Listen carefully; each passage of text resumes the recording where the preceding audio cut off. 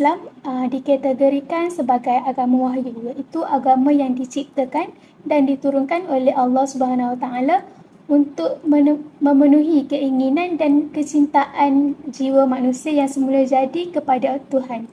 Agama Islam berbentuk pengajaran bersifat ketuhanan daripada Allah dalam bentuk perintah dan larangan yang dibawa Rasul-Rasul Allah dalam bentuk wahyu. Maksudnya, agama Islam ni diturunkan menerusi Rasul-Rasul dan disebarkan kepada umat manusia. Kiranya agama Islam ni bukanlah agama hasil pemikiran dan pengalaman semasa. Seterusnya, agama Islam ini memberi atau menghadirkan nilai murni santapan rohaniah dalam proses untuk melahirkan individu Muslim yang mutaqin. Mutaqin tu maksud dia orang yang bertakwa, beriman dan beramal soleh.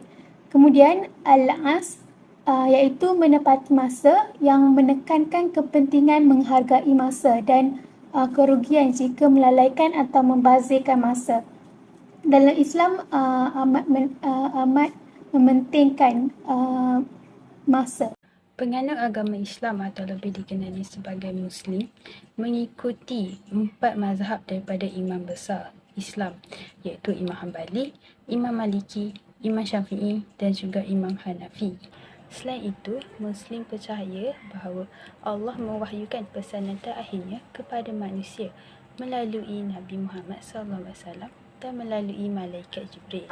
Bagi umat Islam, Nabi Muhammad SAW merupakan Nabi Allah terakhir dan kitab Al-Quran merupakan wahyu yang diterima baginda lebih dari 2 dekad. Muslim percaya bahawa para Nabi merupakan manusia dan bukan Tuhan ataupun dewa, meskipun mereka mampu melakukan mukjizat untuk membuktikan kenabian mereka. Para Nabi dianggap sempurna dari semua manusia dan uniknya merupakan penerima wahyu ketuhanan sama ada terus dari Allah atau melalui perantaraan malaikat. Seterusnya, di dalam agama Islam, nilai murni kepercayaan kepada Tuhan merupakan paksi utama penganutnya, iaitu dengan melaksanakan 2 rukun utama, iaitu rukun Islam dan rukun iman. Rukun-rukun ini menjadi panduan kepada masyarakat Muslim dalam menjalani kehidupan sebagai seorang orang Islam untuk mempertimbangkan perbuatan yang betul dan salah. Rukun-rukun ini juga adalah satu nilai mutlak. Okey, dalam ajaran agama Islam terdapat 2 rukun yang perlu ditaati, iaitu rukun Islam dan rukun iman. Rukun Islam adalah 5 perkara dasar dalam Islam yang dianggap sebagai asas yang wajib bagi orang-orang beriman. Rukun Islam ni diibaratkan seperti tiang-tiang yang saling memerlukan dan melengkapi untuk menegakkan Islam dengan sempurna. Rukun Islam yang pertama mengucap 2 kalimah syahadah bagi mengaku Allah sebagai Tuhan dan Nabi Muhammad ialah pesuruhnya. Apabila seseorang telah melafazkan kalimah syahadah, maka dia mestilah mengerjakan segala apa yang telah diakui dengan lidahnya. Dia mesti mengerjakan segala suruhan dan tinggalkan segala larangan Allah Subhanahu Wa Taala. Seterusnya, rukun Islam yang kedua mendirikan solat 5 waktu sehari semalam. Apabila orang Islam yang akhir balik, maka wajib bagi dia untuk menunaikan solat sebab solat ini fardu ain. Kalau tinggal dapat dosa, kalau buat dapat pahala. Rukun Islam yang keempat, puasa pada bulan Ramadan. Semua orang Islam yang tiada keunsuran atau halangan wajib untuk berpuasa pada bulan tersebut. Kemudian rukun Islam yang ketiga, menunaikan zakat. Zakat ini merupakan hal yang wajib dilakukan bagi orang yang mampu, yang memiliki harta yang lebih, untuk mengeluarkan sebahagian daripada harta mereka kepada golongan tertentu macam fakir, miskin, mu'alaf dan golongan yang cukup syarat-syaratnya. Terakhir, menunaikan haji ke Baitullah. Semua orang Islam yang mampu dari segi belanja pergi dan balik, belanja untuk tanggungan yang ditinggalkan, mempunyai kesihatan tubuh badan yang baik serta keselamatan perjalanan dan kenderaan, wajib untuk menunaikan haji. Kalau orang yang tak mampu, maka tak wajiblah bagi dia untuk menunaikan haji. Baiklah, seterusnya saya akan menerangkan mengenai rukun Sebelum masuk dengan lebih lanjut, marilah kita mengenali maksud iman itu sendiri. Iman ialah membenarkan dengan sepenuh hati, jiwa dan raga, menyatakan dengan lisan dan melakukan dengan anggota badan.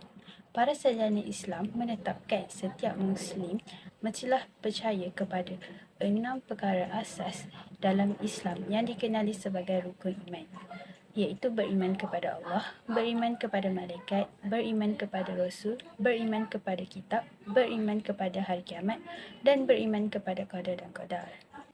Terdapat dalil Al-Quran yang menyebut tentang rukun iman, iaitu di dalam surah An-Nisa ayat ke-136 yang membawa maksud, wahai orang-orang yang beriman, tetaplah iman kamu kepada Allah dan Rasulnya dan kepada kitab Al-Quran yang telah diturunkan kepada Rasulnya, iaitu Muhammad SAW, dan juga kepada kitab-kitab suci yang telah diturunkan dahulu daripada itu, dan sesiapa yang kufur, ingkar kepada Allah dan malaikatnya dan kitab-kitabnya dan rasul-rasulnya dan juga hari kiamat, maka sesungguhnya dia telah sesat dengan kesesatan yang amat jauh. Di dalam surah An-Nisa ayat 136 ini tidak disebut rukun iman yang keenam, iaitu beriman kepada qadar dan qadar.